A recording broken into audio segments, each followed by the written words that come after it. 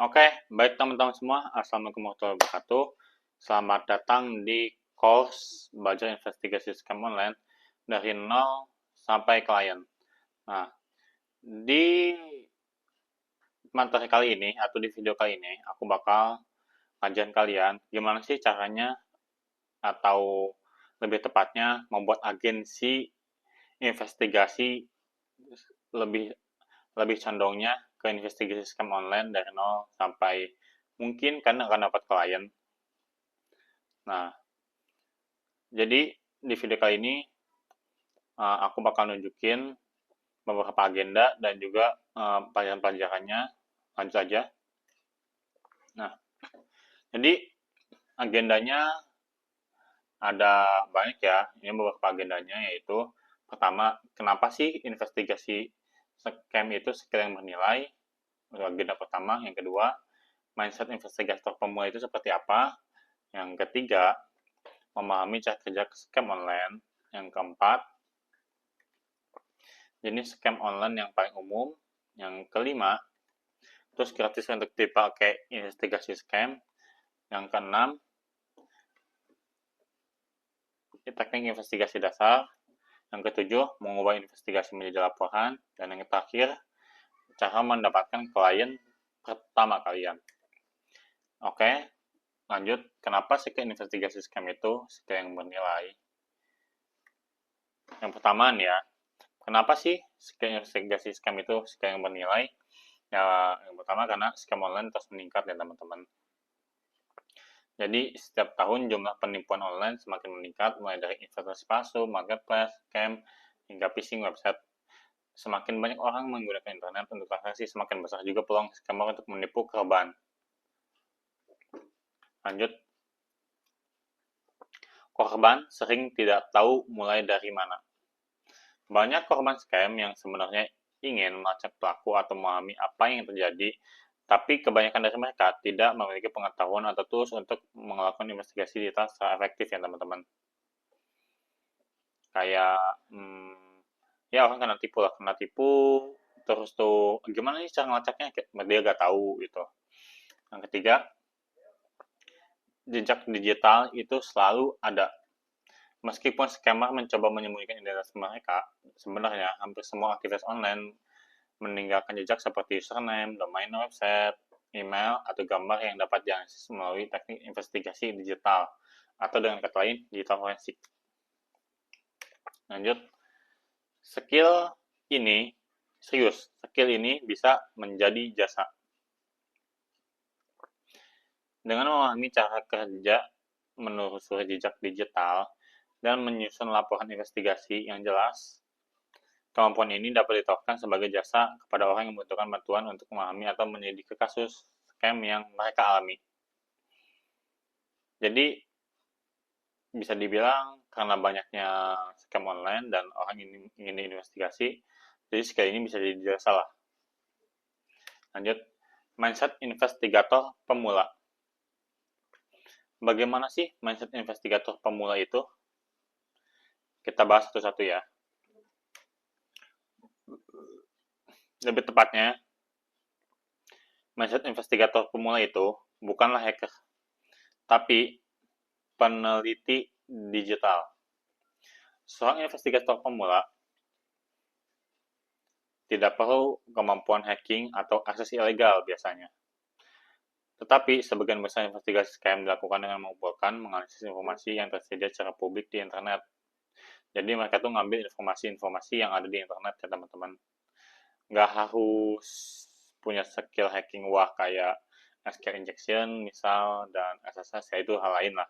Itu yang nggak perlu skill wah gitu lah buat buat investigasinya. Lanjut. Yang kedua, fokus pada pola dan petunjuk ya teman-teman. Investigator harus belajar melihat pola dari berbagai informasi. Yang kecil seperti username, gambar profil, domain website, atau gaya komunikasi. Petunjuk kecil ini seringkali membantu menghubungkan identitas digital atau scammer. Nah, jadi gitu teman-teman. Lanjut. Selalu mengumpulkan bukti. Jadi, Tiap temuan selama investigasi harus disimpan dalam bentuk bukti, kayak screenshot, link, atau catatan ya teman-teman. Dokumentasi yang rapi membantu memastikan bahwa hasil investigasi dapat dipahami dan dipercaya. Jadi, sebelum kalau misalnya kalian kena scam ya, kalian harus ngumpulin bukti ya. Mau kalian lapor ke polisi atau kemana gitu, atau ke detektif digital atau detektif swasta, ya selalu kumpulkan bukti untuk mempermudah yang namanya investigasi ya teman-teman. Oke, kita lanjut. Berpikir kritis dan objektif. Investigator itu harus menghindari asumsi atau tuduhan tanpa bukti yang jelas. Semua kesimpulan harus didasarkan pada data yang ditemukan selama proses investigasi. Kayak misalnya ada pelapor yang berarti itu scammer gitu. Ya mau gimana pun juga ya, atau misalnya ada orang yang ditipu padahal ditipunya sama saudara sendiri. Dia bela-belain saudaranya. Ya mau gimana pun juga datanya ya itu aja gitu. Jadi harus sesuai data yang ada di situ. Jadi begitulah pola pikirnya ya teman-teman. Pola pikir hacker itu, pola pikir investigator digital itu seperti itu ya teman-teman. Lebih ke peneliti digital. Lanjut. Cara kerja scam online. Ini ada beberapa cara kerja scam online ya teman-teman. Cara kerja scam online itu ada banyak, tapi aku ambil beberapa aja. Yang pertama nih yang paling sering itu adalah menarik perhatian korban. Scammer biasanya memulai dengan menarik perhatian korban melalui iklan, pesan langsung, website palsu, atau penawaran yang terlihat sangat menguntungkan. Tujuannya adalah membuat korban tertarik untuk berinteraksi lebih jauh. Jadi ya sebelum dia nge-scam, biasanya dia narik perhatian dulu lah, leading dulu lah, supaya korban itu mau sama dia. Jadi bukannya kita ngejar dia ngejar kita gitu. Yang kedua, biasanya mereka membangun yang namanya trust atau kepercayaan. Setelah korban merespon, scammer akan mencoba membangun kepercayaan atau berbagai cara seperti memberikan testimoni palsu, menunjukkan bukti keuntungan, atau menggunakan identitas yang terlihat profesional dan meyakinkan. Jadi hati-hati teman-teman. Mereka biasanya kelihatan beneran kayak gitu padahal nggak bohong. Dan lanjut, meminta uang atau data penting. Biasanya cara scam online juga ya.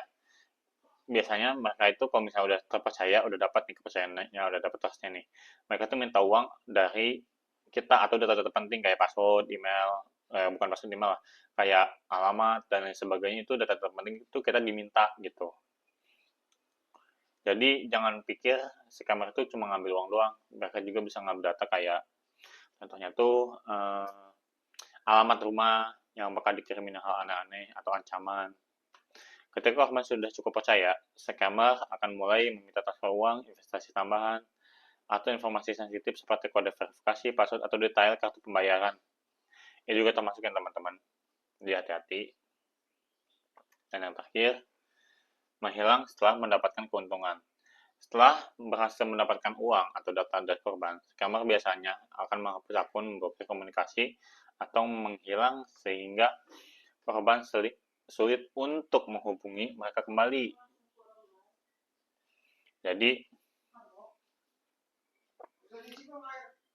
Jadi setelah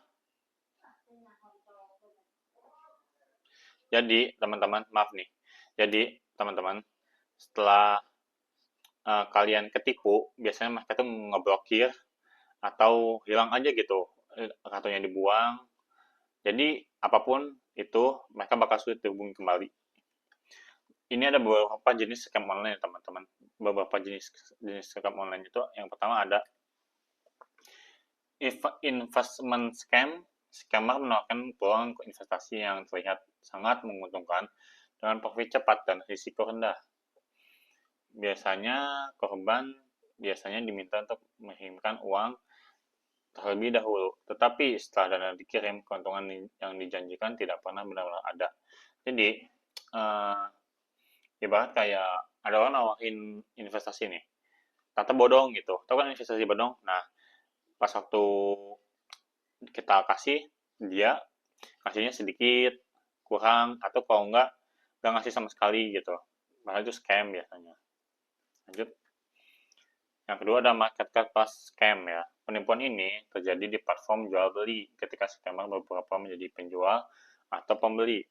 Korban biasanya diminta melakukan pembayaran di luar platform resmi atau pengirim barang sebelum pembayaran benar-benar diterima. Ini juga sering ada ya teman-teman, sering muncul juga. Kayak apa ya? Shopee misalnya kita beli apa gitu, beli baju, ternyata bajunya nggak cocok buat kita, beli celana, ternyata celananya kecilan, yang gede itu cuma lingkar celananya aja, itu salah satu contoh marketplace scam ya teman-teman.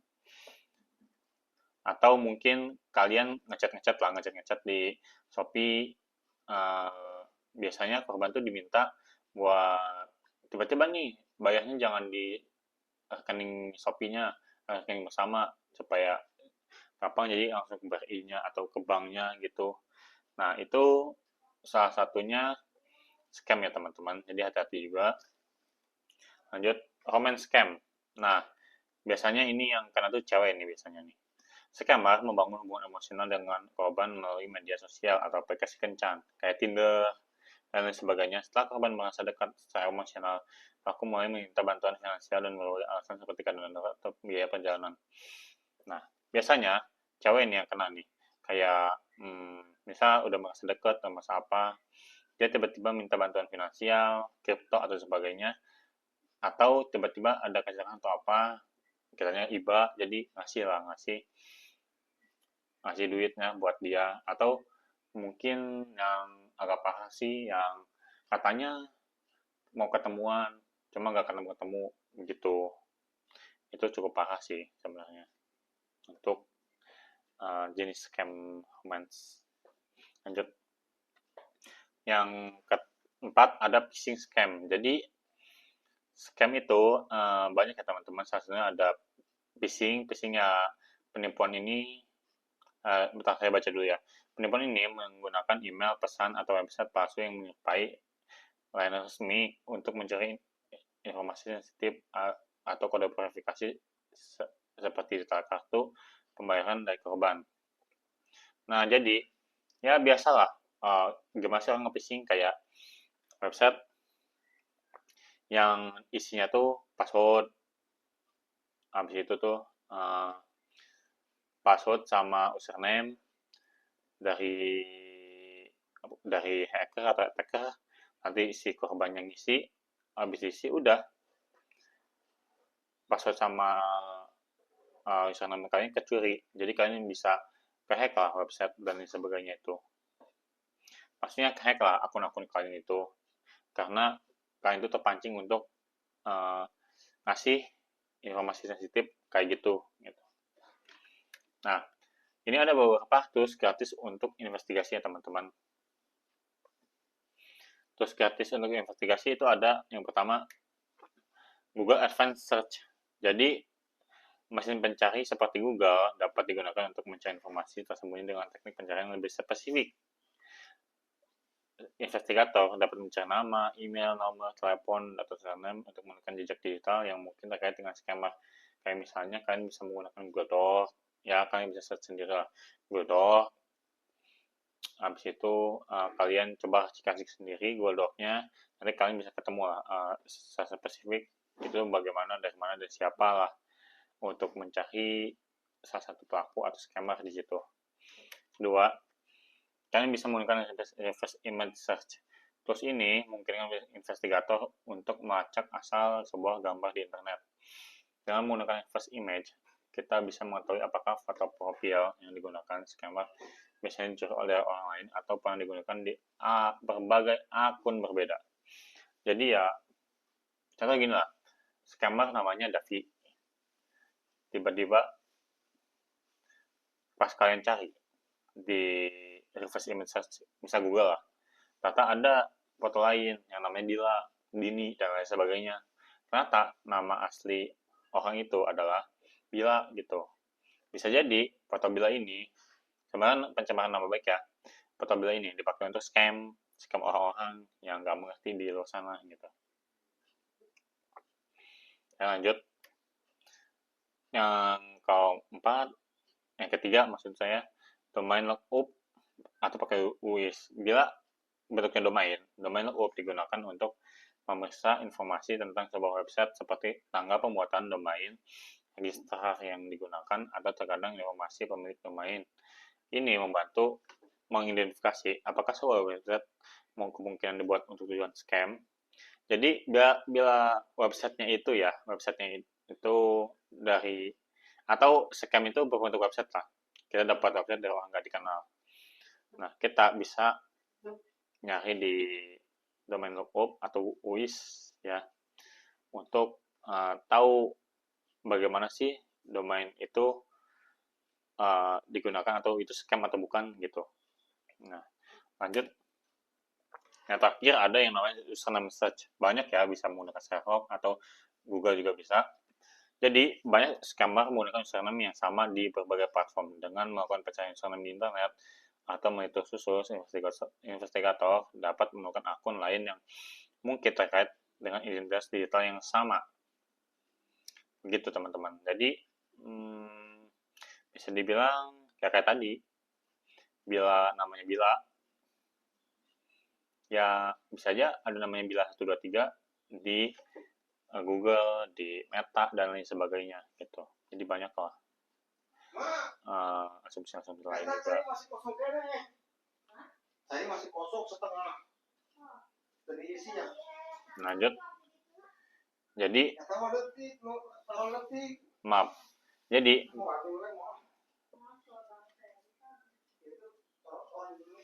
Jadi teman-teman, ada yang namanya teknik investigasi dasar. Kita udah masuk ya teman-teman ke teknik investigasi dasarnya teman-teman. Nah, jadi untuk teknik investigasi dasarnya itu yang pertama menelusuri identitas digital.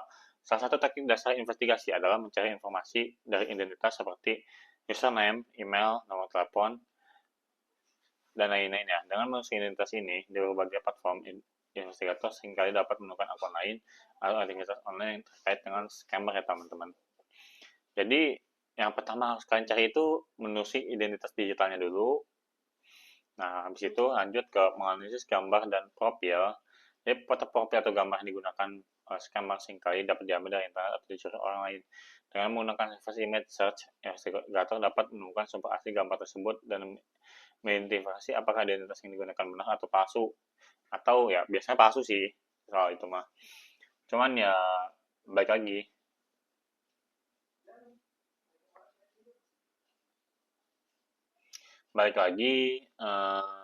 Gimana ya?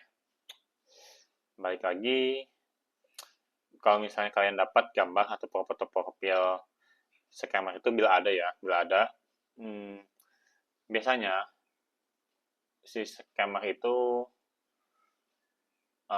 nyuri dari misalnya Pak Bupati dan sebagainya gitu. Nah, bila ada foto yang sama, posisinya sama, gayanya sama gitu, kemungkinan itu palsu gitu. Lanjut. Memeriksa website dan domain. Nah, habis kalian udah nyoba menganalisis gambar dan profil,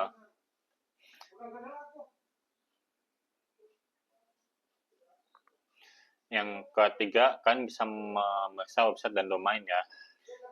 Jika scam melibatkan website, investigator dapat memeriksa domain untuk melihat kapan website tersebut dibuat, siapa penyedianya, dan apakah ada indikasi bahwa website tersebut dibuat hanya untuk tujuan penipuan atau bukan. Jadi gitu ya teman-teman.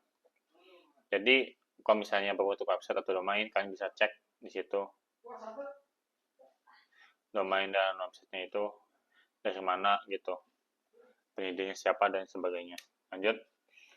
Yang terakhir, kalau kalian udah menganalisis semuanya, misalkan udah menelusuri identitas digitalnya, menganalisis gambar, menganalisis website dan domain, ini basicnya ya. Kalian harus menyusun kronologi kejadian. Setelah mengumpulkan berbagai petunjuk, langkah penting berikutnya adalah menyusun timeline atau kronologi kejadian.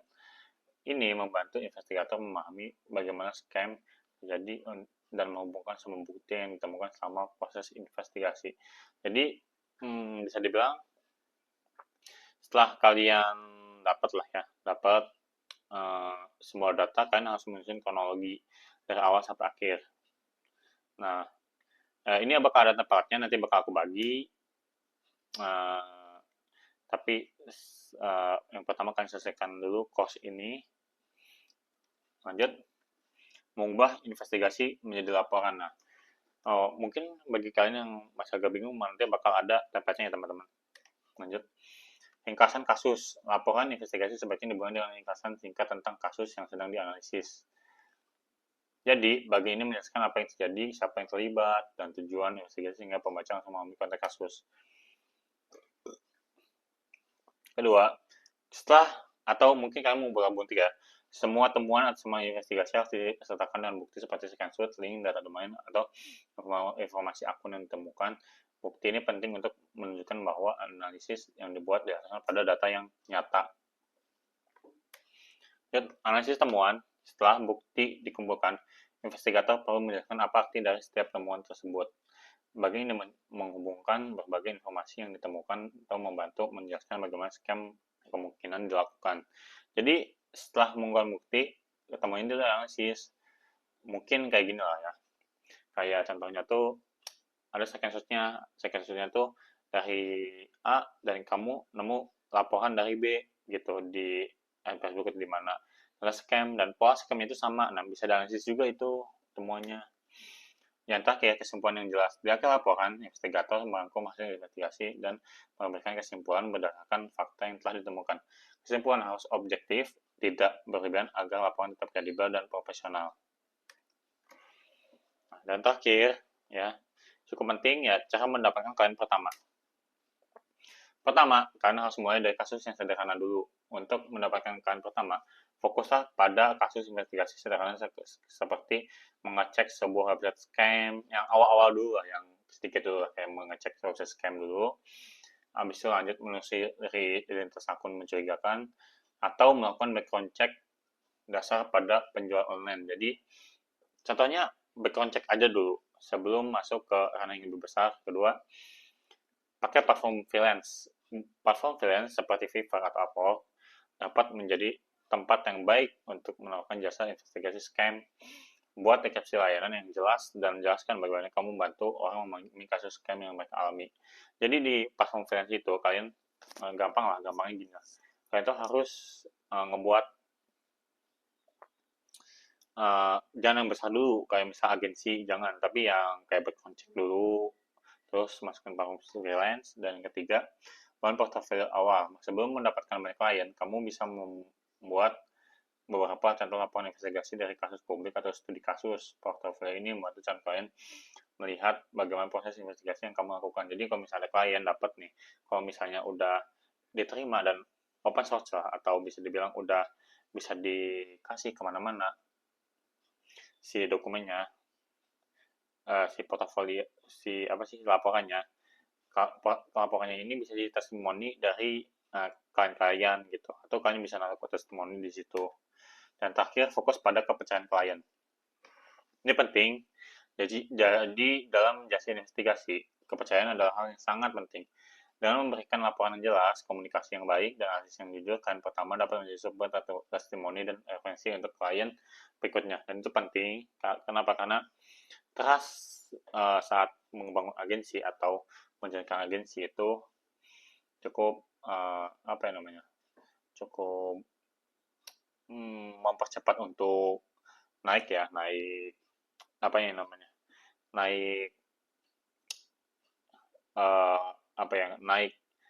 kepercayaannya lah, naik kastanya lah, intinya begitu. Dan terima kasih yang sudah menonton kursus ini sampai selesai selama 25 menit ini, dan bye-bye. Oh ya, nanti bakal ada course selanjutnya, plus kalian bisa beli template laporannya yang nanti akan saya buat, dan semoga bermanfaat untuk kalian. Jangan lupa subscribe, like kalau kalian suka, bagikan ke teman-teman kalian. Bagi yang belum tahu, bye-bye.